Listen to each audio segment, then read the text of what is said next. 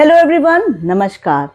साल की शुरुआत हो चुकी है और आप में से बहुत सारे लोगों ने अपने इस साल के गोल्स को प्लान भी कर लिया होगा कि इस साल आप क्या अचीव करना चाहते हैं, आपकी क्या इच्छाएं हैं, विशेस हैं, उनको भी आपने अपने मन में प्लान कर लिया होगा।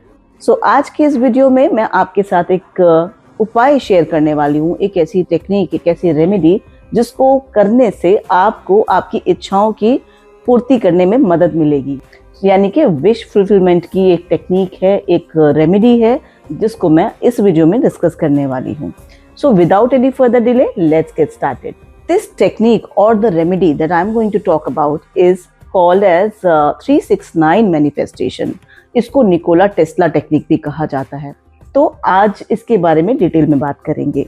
तो सबसे पहले आपको जो करना है वो ये है कि आपको आइडेंटिफाई करना है कि आप अपनी लाइफ में चाहते क्या हैं। हो सकता है आज आपने कोई विश रखी और एक हफ्ता 10 दिन के बाद आपका मन किया कि ये नहीं, मुझे ये नहीं चाहिए, या फिर कुछ दिनों बाद आपका मन बदल गया कि नहीं, मुझे ये नहीं, कुछ और चाहिए। सबसे पहली प्रायोरिटी आपकी ये है, ये डिसाइड करना, ये आइडेंटिफाई करना कि आप रियल में चाहते क्या हैं।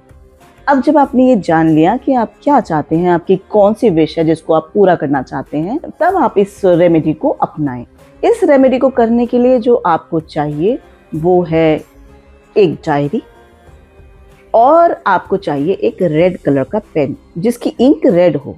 ये रेड पेन डायरी बहुत आसानी से मार्केट में मिल जाता है, आप इसको लेके आइए। इसके बाद आपको जो करना है वो है कि आपको अपनी विश को इस डायरी में लिखना है।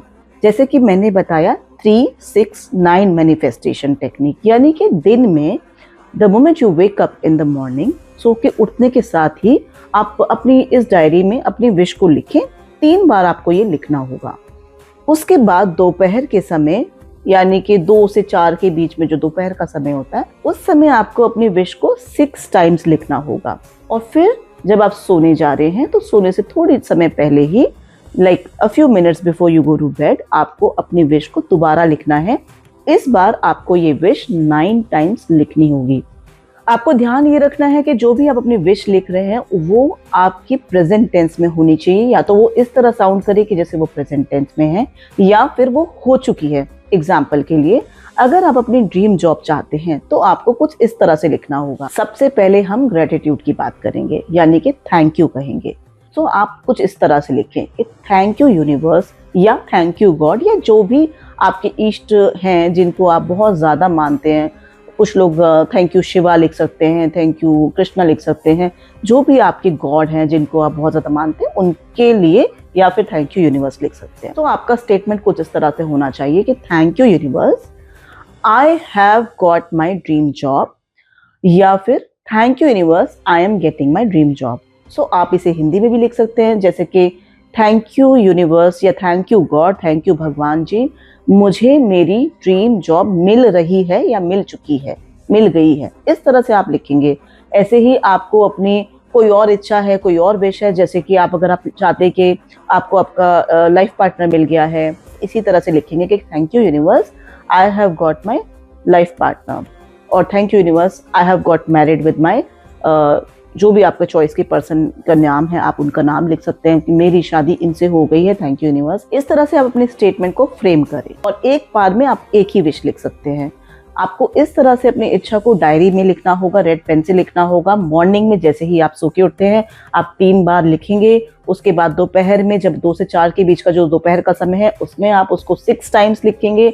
और फिर रात को जस्ट सोने से पहले ही आपको फिर से अपनी विश को 9 बार लिखना है। अब ये रिचुअल 45 डेज तक करना होता है, और इसको करने के दौरान अगर बीच में कभी ब्रेक हो जाता है तो आपको शुरू से करना होता है। तो ये एक रिचुअल है, आप इसको ब्रेक नहीं कर सकते, आप इसको पूरा फॉलो करेंगे। जब आप इसको पूरा कंप्लीट कर लेते हैं तो कोई भी, जो भी आपकी इच्छा है, विश है, वो फुलफिल होके ही रहती है। ध्यान रहे, आपकी इच्छा, आपकी जो भी विश है वो रियलिस्टिक होनी चाहिए। आप कोई भी अनरियलिस्टिक विश को अगर आप लिखेंगे तो वो पूरी नहीं होगी। फॉर एग्जाम्पल, कोई लिखने लगे कि मेरी शादी ऐश्वर्या राय से हो गई है, तो वो नहीं होगी।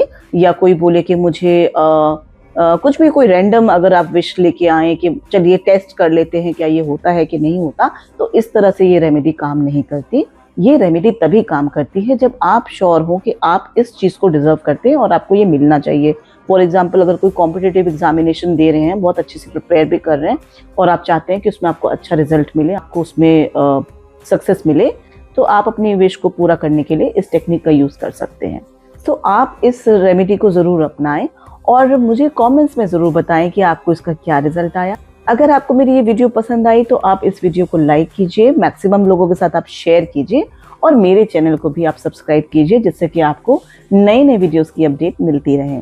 मेरी शुभकामनाएं आप सभी लोगों के साथ है। Thank you.